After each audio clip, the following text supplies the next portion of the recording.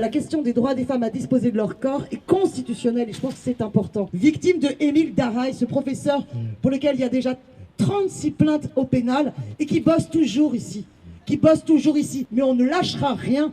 C'est un scandale, on voit bien comment il a pu être couvert par une corporation médicale, par l'absence de démocratie totale qu'il peut y avoir dans les hôpitaux et malgré aussi le relais qu'il peut y avoir des syndicalistes. C'est le moment d'accueillir, d'accueillir Justine Laporte et André Magnévite pour un retour de terrain.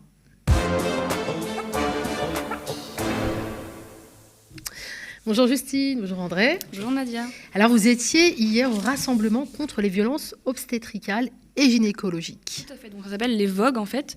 Et il y a eu hier donc un rassemblement devant l'hôpital Tenon et c'est un choix qui n'est pas du tout anodin parce qu'en fait c'est l'hôpital où exerce le professeur Émile Daraï, donc un spécialiste de l'endométriose, vraiment un grand ponte français et parisien.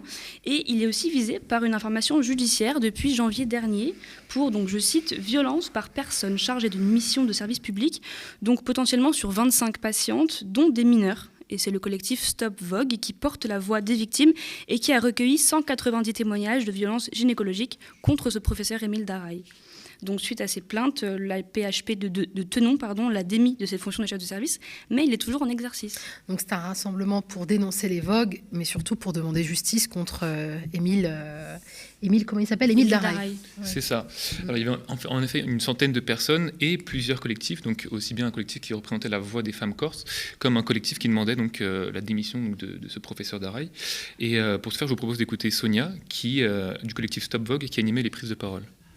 Les violences obstétricales et gynécologiques, il y a une impunité quasi totale. Et même en faisant des actions sur les réseaux, des rassemblements, vous voyez, l'impunité elle est tellement forte que le professeur Daraï il est toujours en poste à l'hôpital. Et je voulais aussi attirer votre attention sur une polémique actuelle sur le viol gynécologique. Donc il y a toute une polémique autour des vrais, des faux viols, des petits, des grands viols. Et nous, ce qu'on voudrait dire, c'est que malheureusement, il n'y a que des viols. Et on voudrait aussi affirmer que le consentement n'est pas implicite au passage d'une porte. Il n'est pas implicite au passage d'une porte d'un appartement, d'une chambre à coucher, ni même d'un cabinet gynécologique. La notion de consentement, elle n'est jamais implicite. Et en plus, quand on consent, déjà, on peut toujours retirer son consentement. Ça, c'est la loi Kouchner 2002. Et ensuite, généralement, on ne consent jamais à de la violence, à de la douleur et à ce que la personne ne s'arrête pas quand on lui crie d'arrêter. Voilà, donc c'est un rappel de la définition du viol et du consentement qui est ultra important parce qu'on peut penser que lors d'un examen gynécologique, donc les femmes sont consentantes pour se faire toucher, examiner avec différents outils et pénétrer aussi avec par exemple un spéculum.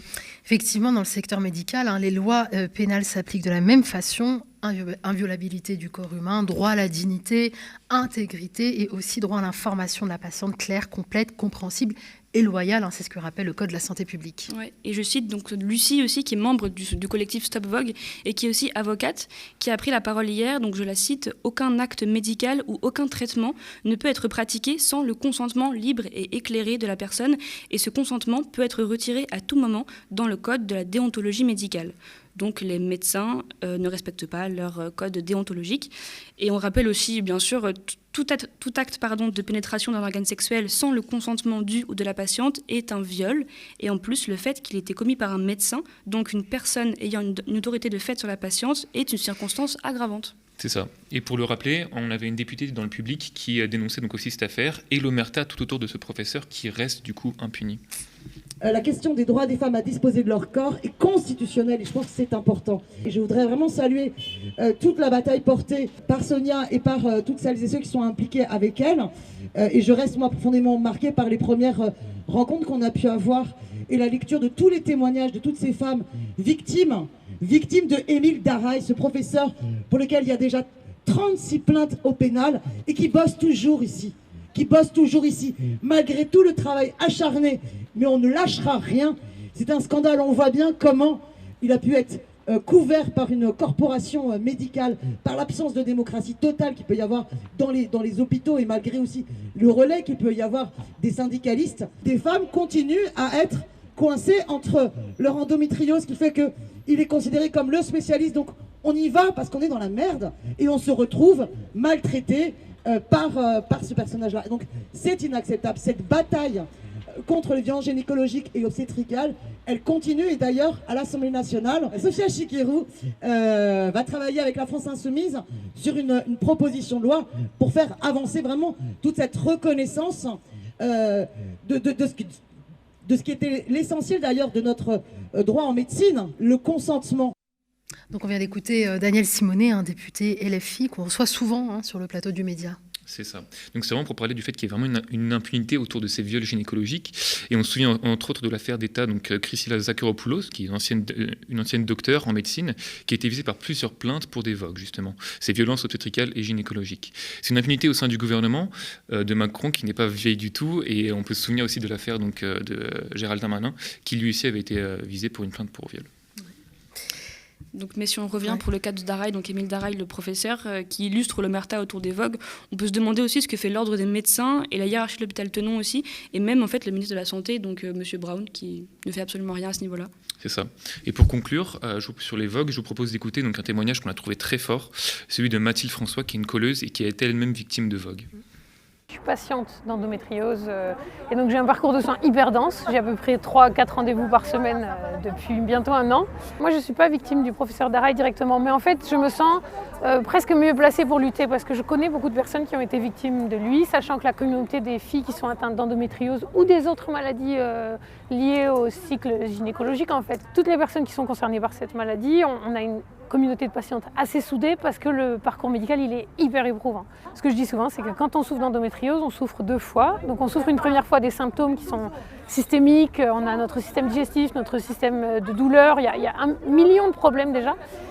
Et en plus de ça, on souffre du traitement médical. Moi j'espère très très fort un gros niveau de formation, c'est-à-dire on a besoin de se donner les moyens que la déontologie médicale progresse et que le serment d'Hippocrate il soit correctement appliqué, que premièrement ne pas nuire, ce soit concrètement appliqué, et ça veut dire pour ça former tout le monde aux questions de consentement, former tout le monde aux questions des enjeux et bien sûr à la question féministe, mais pour moi elle englobe ces expériences-là.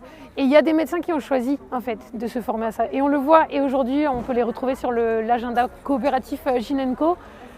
C'est des médecins, moi j'en ai quelques-uns, j'ai fini par les sélectionner sur ce critère, qui sont incroyables en fait en termes de consentement, en termes de compréhension de nos expériences de vie, en termes d'écoute de nos besoins spécifiques. Ça veut dire que c'est possible et que c'est qu'une question de formation. Donc c'est ça, je voudrais que ce soit obligatoire, je voudrais que ce ne soit pas au bon vouloir des médecins.